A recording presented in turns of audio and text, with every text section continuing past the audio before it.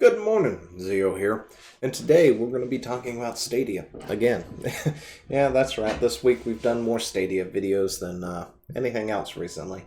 But yeah, we're going to be talking about the good, why Stadia probably, or why Google shouldn't really be giving up on Stadia like it seems to be doing. So, with that, grab yourself some coffee, sit back, relax, and let's get into it, shall we?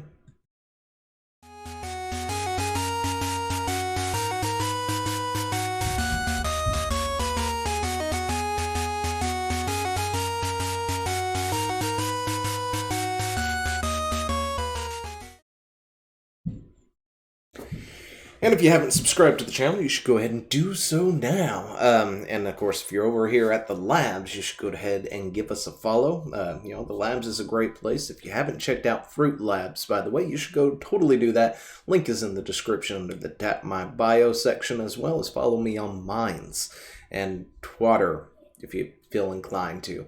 But yeah, so with that, let's get into it. This is from Gizmodo, of course. Google shouldn't give up on Stadia now that it's getting good. Now, as for it getting good, that's objectively objective. Yeah. Anyway, the reason I bring this up is I was wanting to talk about this, right? Krita. I'm not really sure how to pronounce that. Apparently, this was a Google Stadia exclusive. It launched purely to be Stadia's killer app, but unfortunately it has decided to now go into a full PC release on other platforms and, hasn't really said where it's going to be going at the time, or at the time I first heard about this. Anyway, the point is it's going full PC. It's no longer being Stadia exclusive, and that's a problem for Stadia. Not only did we talk about it earlier where Google had shut down its first-party studio, where apparently I guess they've decided that, it takes a good 3+ years to make a good game, especially when you have people who have no idea what they're doing, even though you've got somebody who should know what they're doing at the head of said studio. When Google itself is spitting out deadlines, it has no idea why, or, its rhyme or reasons as to why it's trying to do things and doesn't really understand what it really takes to make a AAA game. They've decided that they're going to go ahead and shutter that. And essentially, it feels like they're giving up on Stadia altogether with that. And I don't think Google should really give up on Stadia, because Stadia does do a service, a decent service nonetheless, even if it launched or it botched. Its launch is botched. Every other thing that it has done, I think somebody at the helm of this program, they need somebody new at the helm of this program, could actually make Stadia a very decent product to have. As long as you have a really good internet, meaning you've lived in a city with like gigabyte download and upload speeds, essentially, you should be able to use Stadia very well, and it should honestly be pretty decent. The controller itself doesn't look half bad. I've heard it feels decent.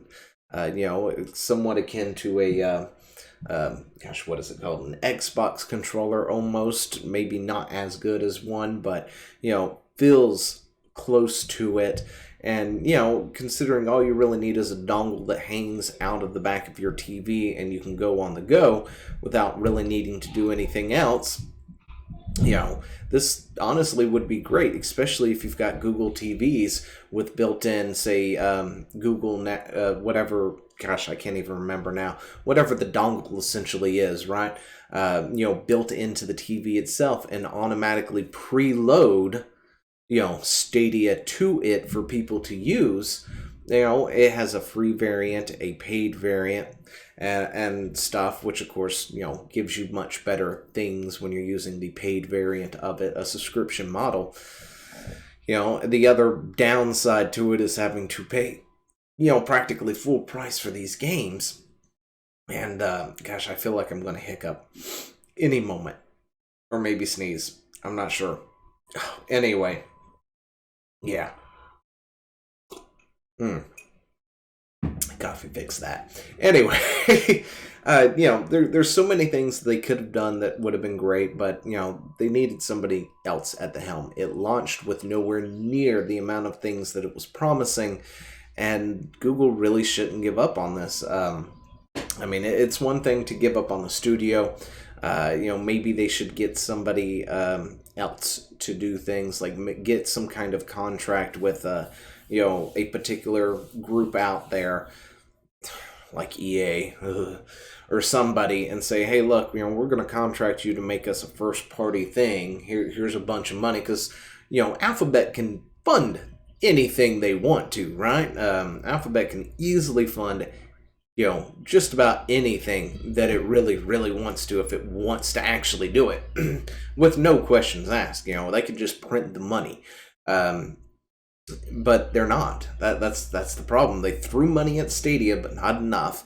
They threw it at Stadia with, in my opinion, nobody who knows what they're doing in the gaming industry at the helm. There's no way whoever is at the helm, who I can't remember at the top of my head right now, has anything to do with gaming. And for all I know, I could probably go ahead and look it up after this and go, oh crap, I forgot that's who it was. He should know what they're doing, kind of deal, or she should know what they're doing. But there's no way that whoever is there really knows what the heck they're doing, or they're botching it on purpose, one of the two. Because we talked about the Chromecast, this is what it's called, the new Chromecast launching without Stadia support. How horrible of an idea was that? Them giving away the old Chromecast for free because they printed too much. The cost of the game's way too much for something that you don't get to physically keep. It's one thing for me to pay full price for a game on Steam, download it to my PC, and go anywhere and still play the thing. I can play Skyrim on my PC anytime, even if Steam shutters itself.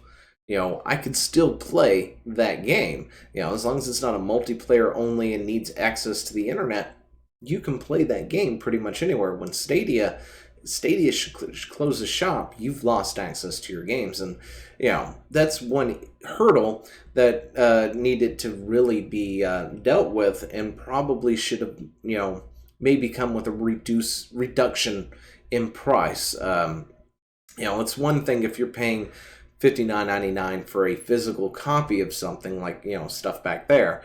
It's another thing if you go and get the digital download, where they don't actually have to put the money for creating the disc and creating the packaging and saran wrapping it and all that stuff, and then shipping it out to stores. Cutting that cost out of the digital thing, and then you could pick up, say, the same game over at Walmart for $59.99, or you could pick it up on Stadia or something for $29.99. Whatever it is, that would have probably been a better model, and I think Steam also should do more things like that as well. When you have a digital copy of something, compared to the price of actually having a physical copy, doesn't even come close to having to produce a physical copy. Sorry for the random cut. Somebody needed help with pronunciation.